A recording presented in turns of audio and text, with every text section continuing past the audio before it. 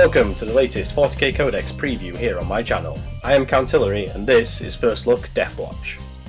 This video is a brief overview of everything we know so far about the upcoming Deathwatch Codex, and we'll cover a bunch of stuff revealed by Games Workshop over on the community page, and should hopefully give you some idea of what to expect in the new book, which is available to pre-order now over on the Games Workshop web store and is released on Saturday, May 12th. Also, if you enjoy 40k as much as I do, you should definitely go check out our 40k podcast, Vox Chatter. We chat about the game, the latest hobby news, and have plenty of laughs together. Links are on screen now and in the description below. Now, on to our first look at Codex Deathwatch. 8th edition codexes typically feature a range of army-wide faction rules to choose from when building your army. However, Codex Deathwatch shakes this up, and instead of choosing a faction bonus, you instead pick a mission tactic for your army. Like Space Marine Chapter Tactics, this ability applies to all your infantry, bike and dreadnought units, and allows you to reroll wound rolls of a 1 against enemy units with the battlefield roll of your choice. So this is interesting and a bit different, because basically you pick either troops, HQ, elites, fast attacks, heavy support or flyers, and all your guys gain this reroll when attacking these units. What is important here is that you pick your mission tactic at the start of each game, and not when building your army list, like you would do with a faction keyword. So you can make your choice based on your opponent's army and which key units you really need to put the hurt on. This can feel like a double-edged sword, however, as it basically means the Deathwatch chapter tactic is reroll wound rolls of a 1 some of the time, but not all of the time. If your opponent has brought a specialised force made up of mostly a single battlefield roll, great, but if they've brought a well-rounded list, or even a brigade, it may seem less useful. Thankfully, the book also includes a number of ways to change your mission tactic on the fly, such as the Vigilance Incarnate Warlord trait, which allows you to change your active mission tactic once per battle at the start of your turn. Or you can also use the Adaptive Tactics stratagem to do this. Use the stratagem at the start of any of your turns after the first to change the current mission tactic for another one. If your Warlord is a Watchmaster, you can use this stratagem for 1 command point instead. So there are a couple of things to mention here. First off, having access to change your mission tactic this smoothly will be key to making this army work.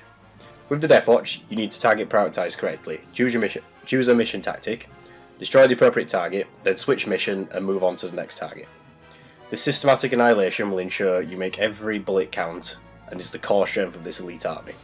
Secondly, this stratagem is something new we haven't seen before, an alternate command point cost. This is very interesting and something I'd love to see more of in future codexes. At 2 command points, this is already a fairly well-priced stratagem, and if your Warlord is a Watchmaster, it is a steal at only 1 command point. This is another example of clever codex writing from Games Workshop that will influence the way some players approach their list building.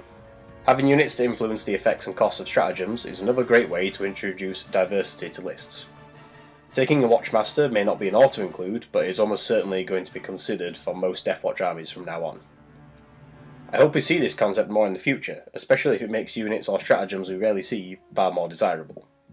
Imagine, for example, if the preliminary bombardment stratagem for Guard only cost 2 command points instead of 3 if your army included any basilisks. That would be great, and would make it a real choice between taking basilisks or manticores. Or if enhanced reanimation protocols cost only 1 command point in your Necron army if you included a Ghost Ark. There is a ton of design scope to play with here, and I really hope Games Workshop chooses to explore it some more in the future. The next biggest change to the Deathwatch is the long-awaited introduction of Primaris Space Marines to its ranks. These mighty warriors of the Adeptus Astartes can now be taken as a Fortis kill team, a powerful unit made up of several different Primaris Space Marines. As with all Deathwatch, these guys get access to special issue ammunition, which is going to be scary on those bolt rifles, especially when using Hellfire or Vengeance rounds. This opens a huge toolbox of options for intercessors, as they now have several ammunition types to use with multiple bolt-type weapons. There really is a loadout for every situation you can imagine with these guys. Similar to their smaller cousins, these Primaris teams are made up of a mix of different Primaris units, allowing you to field intercessors, reavers, hellblasters, aggressors, and even inceptors together as a combined unit. Each of these different specialists bring with them their own abilities and combat skills, and including them gives the unit a bonus special rule as long as they are alive. A Reaver provides the Terror Troop special rule, meaning enemy units must subtract 1 from their leadership characteristic if they are within 3 inches of any Reaver units or units that include any Reaver models. And then in addition to that, there are also armed shock grenades, which you can use to prevent enemy overwatch and inflict hit penalties on them, which is also great.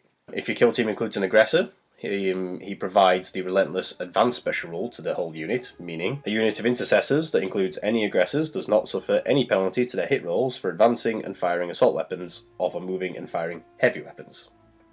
This is especially useful for intercessors armed with either assault bolt rifles or heavy bolt rifles. An Inceptor provides the Inceptor Strike special rule, allowing the unit to shoot even after falling back earlier in the turn, which is especially great for any flame-armed aggressors that might be in the unit as well. Then finally, while Hellblasters themselves don't provide any additional special rules to the unit, they do bring some serious firepower. This finally allows Primaris units to include both bolter and plasma-armed models, something you can't do with the standard Space Marine Codex at the moment. Now, Codex Deathwatch really is the ultimate toolbox army with a huge range of tactical options thanks to mixed kill teams and flexible mission tactics. And this right tool for the right job mentality is extended to their stratagems. In addition to a range of regular stratagems, Codex Deathwatch also includes a set of 6 Doctrine stratagems. The first of which is the Fervor Doctrine. Use this stratagem just before a Deathwatch unit from your army attacks an enemy unit with the Troops type battlefield roll. Add 1 to their wound rolls for that attack. Simple and deadly, and there are 6 of these stratagems, 1 for each of the different battlefield rolls. So if when you combine this with the correct mission tactic to target that same battlefield roll, you'll be wounding most targets on 3s or 2s while rerolling 1s, which is great. When you really need something dead, the Deathwatch has the ability to make sure it dies. But that's not all. The very reason the Deathwatch exists is the extermination of the foul Xenos races of the galaxy, and so it's only right they also have a unique stratagem for fighting each of them. I'll quickly run through each of these now, but suffice to say they're all amazing, as each of them really messes with the ways these armies fundamentally play. The first of these is the Overkill stratagem for annihilating Necrons. Use this stratagem at the beginning of your opponent's turn, before they use the Reanimation Protocol's ability of a Necron unit that is within 12 inches of a Deathwatch unit from your army. Your opponent subtracts 1 from any Reanimation Protocol rolls they make for that unit this turn. The second Xenos stratagem is the Stem the Green Tide stratagem for holding back Orcs. Use this stratagem immediately before firing Overwatch with a Deathwatch unit from your army against a charging Orc unit. Your opponent must subtract 1 from their charge distance for each model in the charging unit that was slain by your unit's Overwatch fire. Then there is the Synaptic Severance stratagem for crippling Tyranid synapse networks. Use this stratagem immediately before choosing targets for a Deathwatch unit from your army in your shooting phase. That unit can target synapse characters this turn even if they are not the closest enemy units. The Intercepting Volley stratagem clips the wings of pesky Eldar units with fly. Use this stratagem immediately after your opponent moves an enemy Eldari unit that can fly in their movement phase. Pick a Deathwatch unit from your army within 12 inches of it. That unit can immediately shoot at the enemy unit as if it were your shooting phase, but you must subtract 1 from all the resulting hit rolls. And then finally, the Targeting Scrambler stratagem denies Tau commanders their all-important marker lights. Use this stratagem immediately after a Deathwatch unit from your army has been hit by 1 or more Tau Empire marker lights.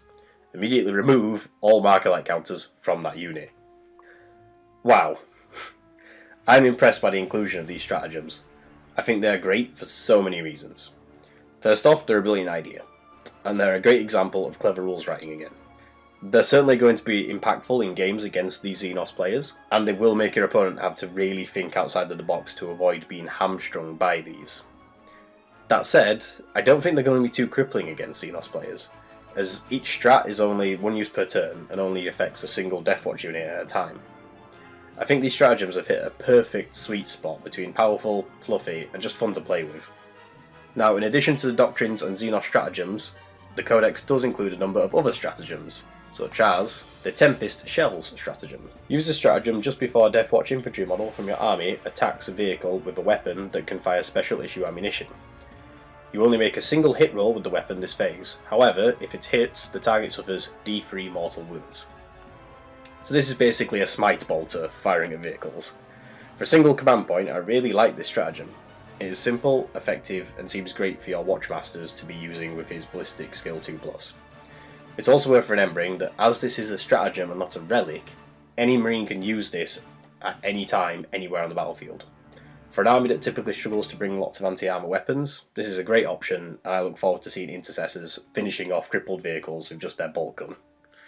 And then finally, being a branch of the Inquisition has its perks, and as such, the Deathwatch Armory holds some truly ancient and powerful relics, such as for Tome of Ectoclades. At the start of each of your turns, pick a mission tactic. Until the start of your next turn, you can choose to apply either the effects of the mission tactic that is currently active or the mission tactic you have chosen for the Tome of Ectoclades to any Deathwatch unit from your army within 6 inches of the bearer each time they attack. This seems like a really useful relic for a Watchmaster or any other character with an aura ability, as it turns them into a huge force multiplier. Having the ability to pick between 2 mission tactics each time you attack is great, and as you pick a tactic each turn with this relic, it could save you some valuable command points, as you won't need to change your actual army tactic as often. And that's everything, guys! I have to say, I'm really impressed by the new Deathwatch Codex and just how versatile it is, and to be fair, we've only really scratched the surface.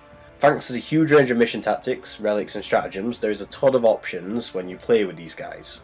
I also think every game you play will feel a little different, as you'll be using different tools to fight a battle against a horde of orc boys than you would do against a Tower Battlesuit army, even though you might be playing those 2 games with the exact same army list.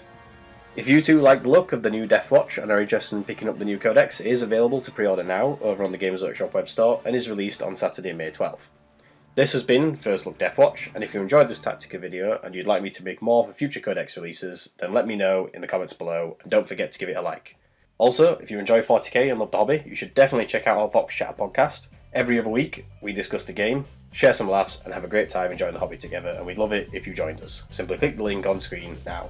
If you haven't already, subscribe to my channel for more 40k content like this, or alternatively, if you like video games, why not check out my various Let's Plays and other gaming videos. You might just find something else you enjoy over on my channel. Thanks for watching, guys, and I'll see you next time.